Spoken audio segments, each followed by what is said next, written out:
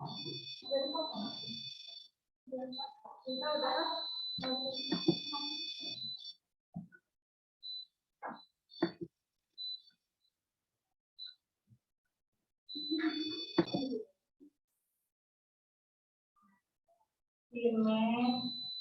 on-cam.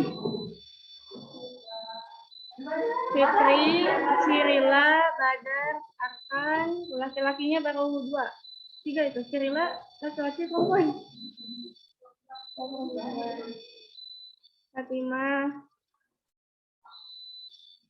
Fatimahnya ada 2 ya di sini tuh kalau nggak salah. Ini baru 1 orang ya. Soalnya mana Fatimahnya? Ayo, yaitu ada bermain adalah aktivitas nyata. Ada on cam coba. Ayo on cam dulu ya semuanya.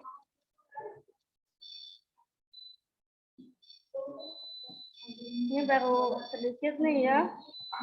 Segera ya yang di rumah, yang daring, segera masuk Zoom. Fatimah itu satu lagi mana? Ya, satu lagi.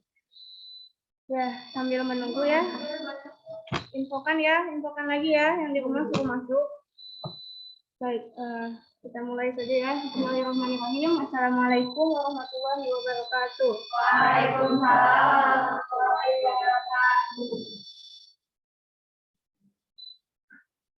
Puji dan syukur mari kita panjatkan kepada Allah Subhanahu wa taala. Jangan lupa salawat dan salam kepada Rasulullah sallallahu alaihi wasallam. Amma ba'du. Baik anak-anak, apa kabar semuanya? Dan di sini gimana kabarnya? Alhamdulillah.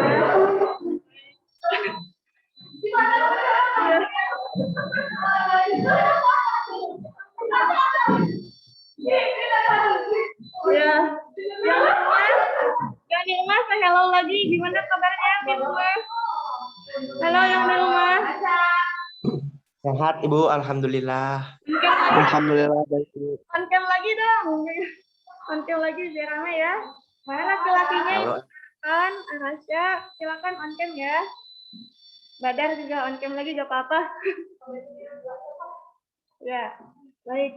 Alhamdulillah ya, kita sekarang dapat bertemu kembali ya.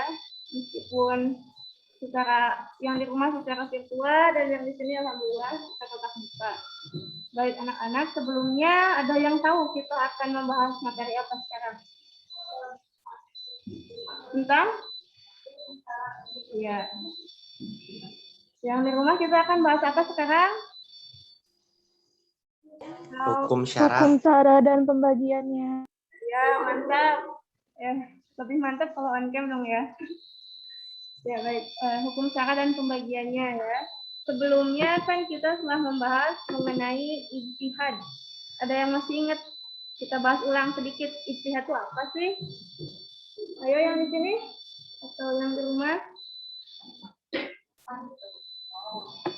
Ijtihad itu apa?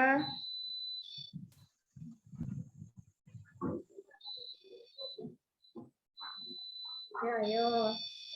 Ya, ijtihad itu adalah proses menggali hukum yang dilakukan oleh siapa? Namanya yang menggali hukum? Oke. Ya. Yang tentunya sudah memenuhi syarat. Ada yang masih ingat syaratnya? Sudah 10 ya. Coba sebutkan sedikit aja berapa? Syarat mujtahid. Dia harus menguasai apa? Ya, bahasa Arab sebagai bahasa Al-Quran. Itu salah satunya ya. Nah, ijtihad itu kan, mujtahid itu kan berijtihad sehingga menghasilkan suatu hukum. Dan yang paling terkenal itu dikenal dengan mazhabul arba'in ya, 4 mazhab besar. Nah, sekarang kita akan masuk ke dalam hukum syara dan pembagiannya. Hukum-hukum yang mereka ijtihadkan. Jadi pembagian hukum apa saja sih yang ada itu, yang diijtihadkan itu. Nah, syara dan pembagiannya.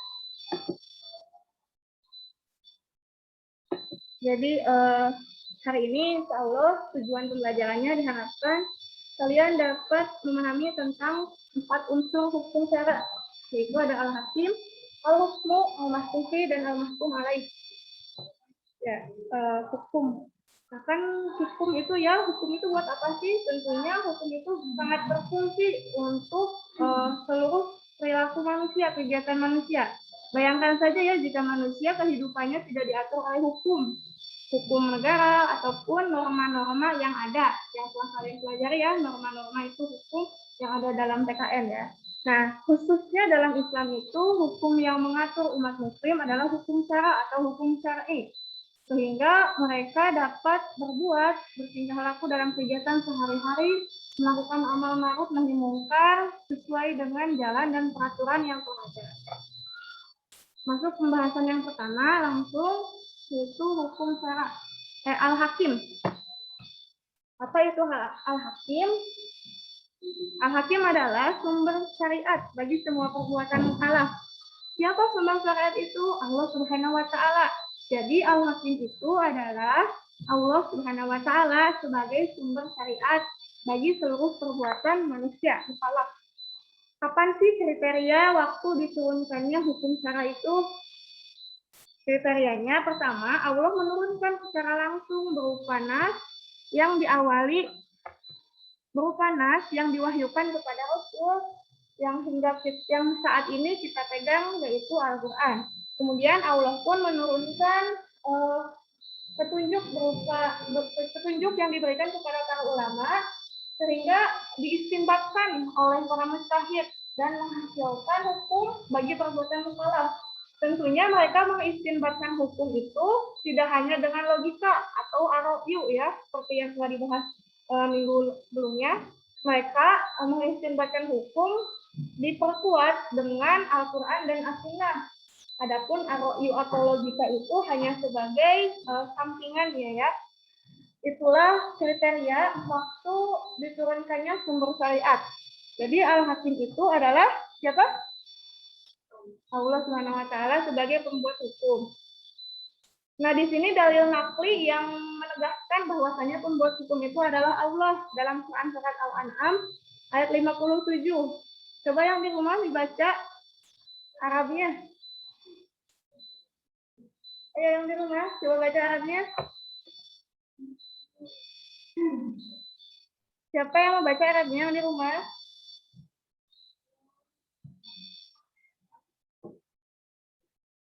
Di rumah, cek. Lutfi. Ya. Silakan. Arabnya aja kan ya, Bu? Ya, nanti terjemahnya yang di sini ya. Yang di kelas. Oh, siap. A'udzu billahi minasyaitonir rajim. Bismillahirrahmanirrahim. Qul inni ala bayyinatin min rabbi wa kadzabtum bih ma indi ma tas'ajiluna bih inil hukmu illa lillah yakussul haqqa wa huwa khairul fasilin. Sadaqallahul azim. Silakan yang di kelas atau tunjuk sama Lutfi siapa yang baca artinya yang di kelas temennya. Azki, Bu. Mama ya? Boleh enggak? Iya. Silakan.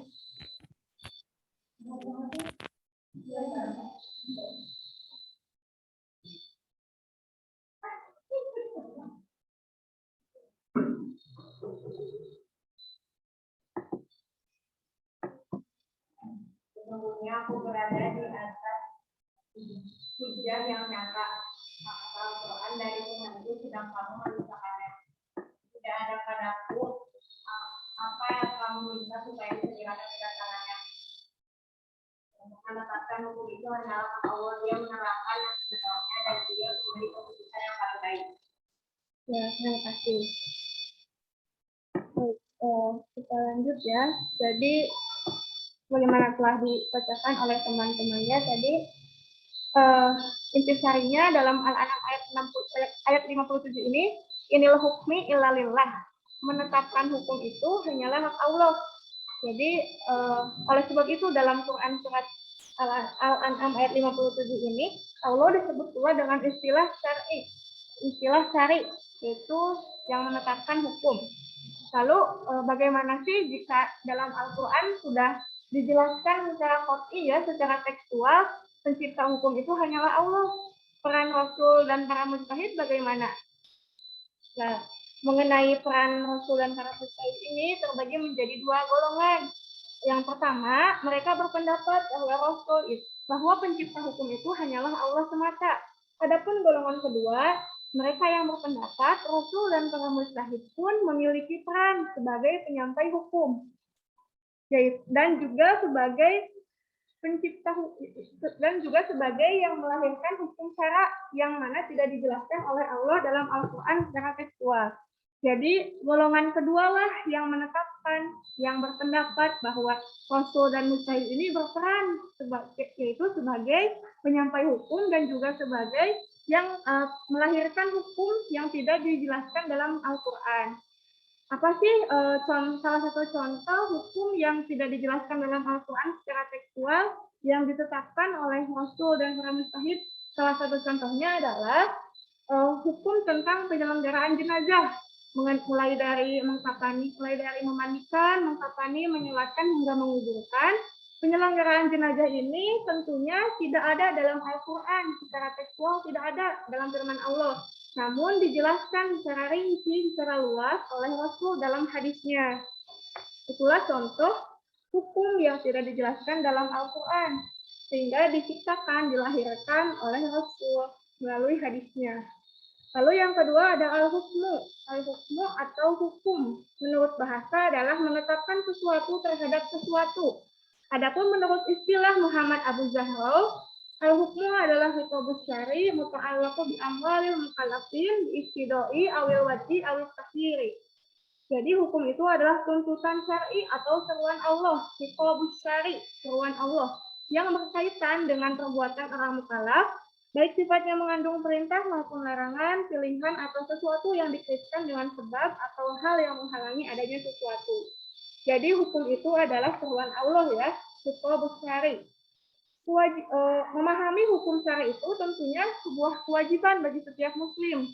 Sebab kenapa? Sebagaimana telah dijelaskan di awal ya, sebab hukum itu, khususnya hukum syara bagi umat muslim, memuat aturan yang berkaitan dengan perbuatan dan tingkah laku manusia dalam kehidupan sehari-hari, baik berkaitan dengan perintah maupun larangan yang tidak boleh dilanggar. Jadi hukum syara ini berkaitan dengan amar ma'ruf nahi mungkar perbuatan manusia. Secara garis besar, hukum syara terbagi menjadi dua, yaitu hukum taklifi dan hukum wad'i. Kita akan mengupas satu persatu secara rinci hukum taklifi terlebih dahulu. Hukum taklifi adalah hukum yang mengandung tuntutan untuk mengerjakan dengan pasti, tuntutan untuk mengerjakan dengan tuntutan tidak pasti, tuntutan untuk meninggalkan dengan tuntutan pasti, tuntutan untuk meninggalkan dengan tuntutan tidak pasti, dan tuntutan untuk memilih, meninggalkan, atau mengerjakan. Itulah yang dimaksud dengan hukum taklifi.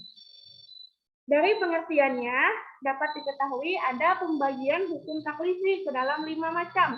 Anak-anak pun sudah mengetahui ya hukum-hukum ini. Ada wajib atau al-ijab. Contoh perbuatannya dalam Al-Baqarah ayat 43. Lalu ada sunnah atau an-nadab. Al-Baqarah ayat 282 dan 283. Lalu at-tahrim atau haram dalam Al-Isra ayat 32. Lalu al-karahah atau makruh Al-Maidah ayat 101. Dan mubah atau disebut juga dengan al-ibahah dalam Al-Baqarah ayat 235. Berdasarkan pengertian definisi hukum taklifi dibagi menjadi 5 macam, dan kelima macam hukum taklifi ini menurut ulama usul disebut dengan istilah al-ahkamul khamsah, 5 macam hukum. Kita akan membahas satu persatu contoh dari perbuatan al-ahkamul khamsah ini. Yang pertama, hukum yang mengandung tuntutan untuk mengerjakan dengan tuntutan pasti. Tentunya ya, pelaksanaan sholat dan zakat dalam surat ini. Dan laksanakanlah sholat, tunaikanlah zakat, dan rukulah bersama orang yang ruku. Ini merupakan tuntutan untuk mengerjakan dengan tuntutan pasti. Lalu ada mubah. Ada sunnah, maaf, atau an-nadab, tuntutan untuk mengerjakan dengan tuntutan tidak pasti. Nah, bagaimana sih ini? Kita disuruh untuk mengerjakan tapi dengan tuntutan tidak pasti. Contohnya dapat dilihat ya, Al-Baqarah ayat 282 dan 283. Ayat yang pertama, apabila kamu melakukan hutang piutang untuk waktu yang ditentukan, hendaklah kamu meneruskannya. Jadi dua ayat ini tuh intisarinya tentang muamalah dalam hutang piutang. Nah, lalu berkorelasi ya bermunasabah ayat ini dengan ayat berikutnya. Tetapi jika sebagian kamu mempercayai sebagian yang lain, hendaklah yang dipercayai itu menunaikan amanat hutangnya. Jadi misalkan ya kalian nih di sini meminjam uang kepada teman kalian yang di rumah ya. Jadi kan kalian tuh jarang bertemu ya, tapi meminjam uang. Akan tetapi karena kalian sudah saling mengenal gitu ya, meskipun jarang bertemu karena rotasi sekolah seperti ini jadwalnya, tapi kalian karena sudah saling mengenal, jadi hukum menuliskan hutang piutang itu tidak apa-apa jika tidak dilaksanakan, sebab sudah saling mengenal dan sudah saling percaya. Seperti itu contoh dari sunnah untuk menuliskan hutang piutang. Jika di antara yang dipihutang dan yang berhutang itu sudah saling mengenal dan saling percaya. Lalu yang ketiga ada haram. Kalian pun sudah tidak aneh ya dengan zina, dan mungkin ayat Al-Qur'annya itu ayat 32. Wala taqrabuz zina, janganlah kamu mendekati zina. Innahu kana fahisyatan wa sa'a sabila. Sesungguhnya zina adalah suatu perbuatan yang keji dan suatu jalan yang buruk. Di sini dijelaskan janganlah kamu mendekati zina. Mendekatinya saja secara tekstual dalam Al-Qur'an sudah dilarang ya, apalagi melakukannya, nauzubillah. Jadi di sini pacaran itu perbuatan yang mendekati zina, yang mana dijelaskan ya sudah jelas dilarang oleh Allah. Seperti itu tuntutan haram dengan tuntutan pasti. Lalu yang berikutnya al-karahah atau makruh, tuntutan untuk meninggalkan dengan tuntutan tidak pasti. Untuk meninggalkan sesuatu tapi tidak pasti gitu. Janganlah kamu menanyakan kepada nabimu hal-hal yang tidak diterangkan kepadamu, atau justru menyusahkan kamu jika kamu menanyakannya ketika Al-Quran sedang diturunkan. Niscaya akan diterangkan kepadamu. Allah telah memaafkan kamu. Jadi ini konteksnya ketika zaman Rasul ada seseorang yang bertanya tentang suatu problem, namun Rasul belum menjelaskannya. Nah, dalam hal itu pada zaman Rasul, ketika Rasul belum menjelaskan sesuatu kepada umatnya, otomatis kan Rasul pun di situ dalam posisi belum menerima wahyu dari Allah, sehingga Rasul belum menyampaikan sesuatu itu. Nah, di situ ketika seseorang sudah terlanjur menanyakannya, maka dalam surat ini dijelaskan Allah telah memaafkannya. Jadi pada saat itu seharusnya umat Islam itu mengerti gitu. Ketika ada satu hal yang memang belum Rasul sampaikan, oh berarti memang Rasul pun belum mendapatkan wahyunya dari Allah. Gitu. Adapun contoh untuk konteks kekiniannya, jika kalian akan menanyakan sesuatu hal yang nantinya jawabannya itu akan membuat kalian bingung ya, malah tambah bingung, janganlah menanyakan hal itu gitu. Itu contoh makruh ya, meninggalkan dengan tuntutan tidak pasti. Selanjutnya al-ibahah atau mubah, hukum yang mengandung tuntutan memilih antara mengerjakan dan meninggalkan, dan tidak ada dosa bagimu meminang perempuan-perempuan itu dengan sindiran atau kamu sembunyikan keinginanmu itu dalam hati. Jadi contohnya di sini ketika ada seorang perempuan yang baru cerai atau diceraikan, dia akan menjadi janda dan di situ dalam posisi masa iddah. Dia harus menunggu selama 6 bulan ya, kurang lebih. Ketika ia ingin menikah lagi harus menunggu gitu ya. Masa tunggunya itu disebut masa iddah. Adapun laki-laki ya, ada seorang laki-laki misalkan, dia tuh ingin meminang perempuan itu, tapi perempuan itu dalam masa tunggu ya. Jadi di situ ia boleh memilih untuk melamar perempuan itu, janda itu dengan sindiran, ataupun ia Jika tidak berani melamar janda itu, dia boleh menyembunyikan keinginannya hingga masa tunggu perempuan itu habis. Adapun konteks contoh meminang dengan sindiran itu, misalkan seperti ini, wahai Fulan, meskipun kamu seorang janda, telah menjadi seorang janda, dan misalkan telah memiliki anak, namun masih banyak lelaki di luar sana yang ingin meminangmu atau yang ingin menjadi pendamping hidupmu. Itu salah satu contoh sindiran nih, contoh meminang, melamar dengan sindiran. Tidak secara langsung, misalkan ingin maukah kamu menikah denganku, tidak boleh langsung seperti itu ya jika konteksnya sindiran.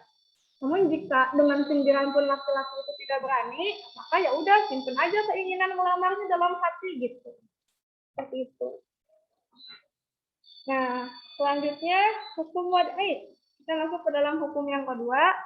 Hukum wad'i adalah hukum yang menjadikan sesuatu sebagai sebab syarat, mani, azimah, dan rukhsah, sah dan batal. Jadi hukum wad'i itu merupakan hukum yang menyebabkan ada atau tidaknya hukum taklifi. Apa disebut apa hukum taklifi tadi? Oleh para ulama usul, istilahnya al-ahkamu Khamsah. ya, al-ahkamul khamsah ya. Jadi hukum wad'i itu hukum yang menyebabkan ada tidaknya hukum taklifi atau al-ahkamul khamsah. Nah, berikut pembagian dari hukum wad'i. Yang pertama, sebab. Menurut ulama usul, sebab adalah sifat zahir, tetap dan menetapkan suatu hukum karena syariat mengaitkan sebab dengan sifat. Ketika seseorang melakukan sebab, maka akibatnya akan timbul dan berniat untuk menimbulkan akibat atau tidak. Karena kaitan antara sebab dan akibat adalah berkaitan dengan hukum syar'i. Tanda-tanda sebab adalah adanya sebab mengharuskan hukum dan tidak adanya sebab mengharuskan ketiadaan hukum. Jadi ketika ada sebab, maka akan lahir suatu hukum. Namun ketika tidak ada suatu sebab, otomatis tidak akan munculnya suatu hukum. Gitu. Contohnya Al-Isra ayat 78. Dirikanlah sholat sesudah tergelincir matahari sampai gelap malam, dan dirikanlah pula sholat subuh. Sesungguhnya sholat subuh itu disaksikan oleh malaikat. Jadi posisi tergelincirnya matahari di sini merupakan sebab bagi munculnya ketetapan sholat zuhur. Tergelincirnya matahari posisinya sebagai sebab, dan sholat zuhur posisinya sebagai hukum dari sebab itu. Selanjutnya ada syarat. Syarat adalah sesuatu yang tiadanya mengharuskan ketiadaan, dan keberadaannya tidak mengharuskan ketiadaan rukun atau juga mengharuskan ketiadaan hukum yang ketiadaan hukum ketika rukun tidak ada. Jadi singkatnya mah ya, syarat itu sesuatu hal yang harus dipenuhi sebelum melakukan perbuatan. Dalam hal ini rukun sama seperti syarat. Bedanya rukun seperti dalam sholat misalkan takbiratul ihram, sujud gitu ya, merupakan bagian hakikat sholat. Jadi takbiratul ihram dan sujud itu merupakan rukun sholat yang menyatu dalam sholat. Adapun syarat merupakan bagian dari luar sholat, seperti syarat sah sholat. Syarat itu ada dua macam. Yang pertama ada syarat wajib. Anak-anak telah ketahui ya, syarat wajib zakat itu ketika seseorang telah memiliki harta yang mencapai nisab. Berapa coba nisab zakat? Ada yang ingat? 85 ya, sekitar 85 gram emas. Ketika hartanya telah mencapai ukuran seperti segitu ya, maka ia wajib mengeluarkan zakat. Yang kedua, syarat sah. Contohnya, suci dari hadas besar dan kecil atau toharoh menjadi syarat sah sholat. Nah ini ya, tadi sedangkan syarat sah adalah bagian dari luar hakikat sholat. Jadi ketika syarat sah sholat tidak terpenuhi, otomatis sholatnya itu menjadi tidak sah. Karena syarat itu bagian dari luar sholat, dari luar hakikat sholat. Jadi harus dipenuhi dulu syaratnya, baru sholatnya menjadi sah. Dan otomatis rukunnya juga menjadi sah dan diterima. Sujudnya, takbiratul ihramnya juga menjadi sah dan diterima. Itulah yang dimaksud dengan syarat ya, dan contoh-contohnya. Selanjutnya mani atau penghalang adalah sifat zahir yang pasti yang menghalangi tetapnya hukum atau dengan istilah lain sesuatu yang mengharuskan ada atau tidaknya hukum atau batalnya sebab. Mani terbagi menjadi dua macam. Yang pertama, mani yang ditetapkan oleh syariat yang menjadi penghalang bagi hukum. Nah, mani yang pertama ini contohnya seperti haid yang posisinya sebagai penghalang dari batalnya pelaksanaan sholat. Jadi haid di sini menghalangi pelaksanaan sholat, membatalkan pelaksanaan sholat bagi perempuan yang mengalaminya. Yang kedua, mani terhadap sebab, yaitu penghalang yang ditetapkan oleh syariat yang menjadi penghalang berfungsinya sebab. Contohnya seperti ketika seseorang memiliki hutang, jadi posisi hutang itu sebagai mani yang menghalangi kewajiban membayar zakat. Jadi bukan berarti orang yang berhutang itu tidak wajib bayar zakat ya, tapi orang yang berhutang itu harus melunasi hutangnya terlebih dahulu sehingga meniadakan penghalangnya dan barulah ia membayarkan zakatnya. Seperti itu. Yang kedua, yang keempat ada azimah dan rukhsah. Azimah adalah perbuatan mukallaf tanpa adanya uzur, seperti kewajiban melaksanakan sholat dan kewajiban meninggalkan memakan makanan haram. Adapun rukhsah atau keringanan adalah hukum yang berkaitan dengan perbuatan karena adanya uzur sebagai pengecualian dari azimah. Contohnya, keringanan untuk melaksanakan sholat bagi para musafir. Ketika kalian study tour, misalkan, kan banyak ya yang melaksanakan sholat dengan jamak qasar atau jamak takdim. Itulah contoh dari rukhsah pelaksanaan sholat. Lalu rukhsah kebolehan untuk memakan binatang buas. Kebolehan untuk memakan binatang buas dalam keadaan terpaksa. Namun di sini memakan daging binatang buasnya tidak sampai kenyang, tapi hanya cukup untuk bertahan hidup saja. Lalu yang kelima, dasah dan batal, yaitu sesuatu yang dituntut Allah dari para mukallaf berupa perbuatan dan apa yang ditetapkannya untuk mereka berupa syarat dan sebab. Apabila mukallaf melaksanakannya, terkadang menghukuminya sah dan terkadang menghukuminya tidak sah syarat, sebab dan syarat tersebut. Nah, sah dan batal ini contohnya ada 3. Yang pertama, misalkan ketika seseorang melaksanakan sholat, puasa, dan haji, dan telah terpenuhi rukun dan syaratnya, maka otomatis efek yang diterima sholat, puasa, dan hajinya itu adalah sah. Dan ia telah menggugurkan kewajibannya dan tidak akan mendapatkan hukuman, namun insya Allah akan mendapatkan pahala di akhirat nanti. Lalu yang kedua adalah sebab, misalkan perkawinan yang dilaksanakan dengan memenuhi syarat dan rukunnya. Otomatis ketika perkawinan telah terpenuhi syarat dan rukunnya, ia telah sebab efek yang diterimanya yaitu kehalalan bergaul suami istri antara keduanya gitu. Lalu yang ketiga, yang tadi ya, syarat sah salat yaitu wudhu. Jika wudhu telah dilaksanakan, disempurnakan, maka salatnya pun telah sah, dianggap sah rukunnya pula. Nah, yang ketiga adalah mahkum fih. Apa sih mahkum fih? Mahkum fih itu pada intinya adalah objek hukum menurut Muhammad Zahroh ya, yang berkaitan dengan realisasi atau implementasi dari hukum taklifi seperti wajib, sunnah, haram, mubah, dan makruh, atau disebut juga al-ahkamul khamsah. Adapun menurut Abdul Akrim Zaidan, mahkum fih adalah perbuatan orang mukallaf yang berkaitan dengan hukum syara. Nah, perbuatan orang mukallaf, maka dari itu mahkum fih diartikan juga sebagai objek hukum atau perbuatan orang mukallaf. Selanjutnya, mahkum alaih. Mahkum alaih adalah orang mukallaf yang dibebani hukum syara atau juga disebut dengan subjek hukum. Jadi mahkum alaih mah subjek hukumnya, mahkum fih mah objek hukumnya gitu, perbuatannya. Mahkum alaih mah orangnya gitu.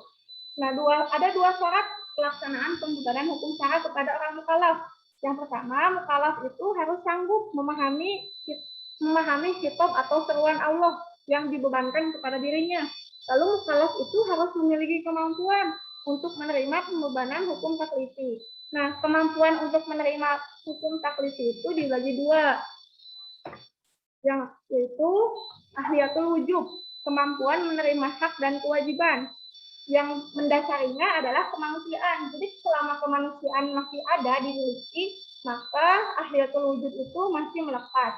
Lalu ahliyatul ada, kecakapan untuk bertindak yang dilihat dari segi ucapan dan perbuatannya.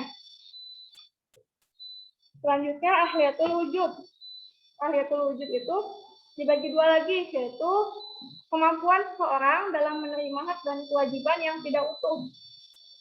Jadi ahliyatul wujud kurang sempurna ini, seseorang hanya pantas menerima hak saja, sedangkan ia belum pantas memikul kewajibannya, seperti bayi atau janin yang dalam kandungan ibunya. Otomatis kan bayi atau janin itu mereka hanya pantas menerima hak saja, mereka sudah memiliki hak-haknya sebagai manusia atau sebagai bayi, namun mereka belum pantas memikul kewajiban. Lalu yang kedua, ahliyatul wujud sempurna, keadaan seseorang yang sudah pantas dalam menerima hak sekaligus kewajiban yang ia lakukan. Nah, kita termasuk ahliyatul wujud sempurna ya, sudah pantas menerima hak dan kewajiban, yang mana akan melekat selama kita masih hidup. Lalu ahliyatul ada, terbagi menjadi tiga. Yang pertama, tidak memiliki ahliyatul ada sama sekali. Keadaan manusia ini, dia tidak memiliki akal, sehingga dia tidak memiliki akal, sehingga tidak memiliki kecakapan untuk berbuat. Seperti anak kecil ya, anak kecil yang belum bisa membedakan baik dan buruk itu disebut apa? Anak kecil yang belum mencapai apa? Belum balik, ya, terus belum mumayyiz ya, mumayyiz. Dia belum bisa membedakan baik buruk, itu anak kecil yang belum mumayyiz. Kemudian orang gila dan orang yang kurang berakal. Yang kedua, yaitu ada kurang sempurna. Dia sudah memiliki kecakapan untuk bertindak, sudah mumayyiz pula ya, sudah tahu mana baik, mana buruk, namun ia belum memiliki ilmu yang luas, sehingga ia masih labil gitu dalam penetapan kepada sesuatu. Nah, contoh yang kedua ini anak-anak yang telah mumayyiz gitu. Meskipun ia telah bisa membedakan baik buruk, namun ia masih belum memiliki ilmu yang mendalam, sehingga masih labil. Lalu ahliyatul ada sempurna.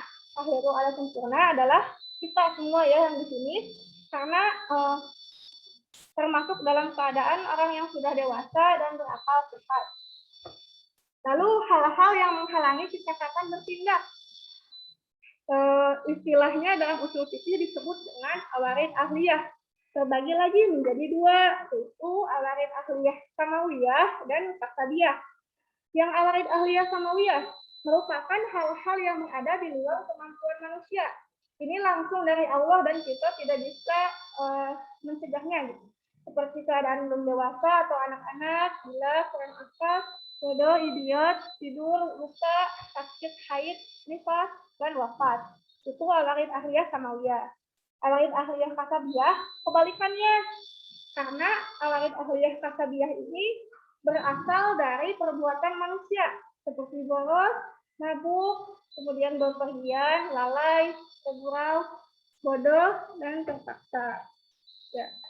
Ya, alhamdulillah beres. Ini kesimpulannya ya, dapat dilihat. Coba ada yang baca yang di sini kesimpulannya. Siapa yang baca? Siapa? Siapa namanya? Siapa? Al-Hakim adalah hanya maka ini adalah berupa kunci atau hukum berikut al-qamun tentang yang harus ditaati oleh hakim alaih sebagai subjek hukum atau orang halal yang menyimpan. Ya, terima kasih. Jadi begitu ya, mahkumfi apa? Mahkumfi adalah subjek hukum yang harus dilaksanakan oleh hukum alaih sebagai siapa? Hukum alaih orangnya ya, subjek. Ya, alhamdulillah ya. Jadi seperti itu kesimpulan dari materi kali ini. Ada yang ingin bertanya atau mencoba menyimpulkan lagi dengan bahasa kalian? Silakan yang di sini atau yang di rumah juga